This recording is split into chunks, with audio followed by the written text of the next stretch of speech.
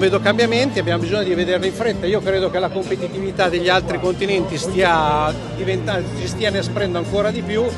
e dal momento in cui vediamo che dei dati che vediamo arrivare dalla Cina, più 14% in 6 mesi di prodotti perché non va più negli Stati Uniti, io credo che bisogna correre a riparo, comunque fare cose. Oggi noi non stiamo vedendo cose, quindi è un po' che stiamo dicendo questa cosa. Ci incontreremo con la Confindustria francese, tedesca a novembre, proprio per portare il nostro grido d'allarme, perché qui serve cambiare metodo e abbiamo bisogno che sia anche veloce. Stiamo lavorando in modo serio per alcuni capitoli che crediamo che siano da modificare, come dicevo oggi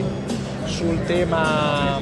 del credito d'imposta di utilizzo da parte di chi fa nuovi investimenti anche sulla parte contributiva, sui temi dell'Apex,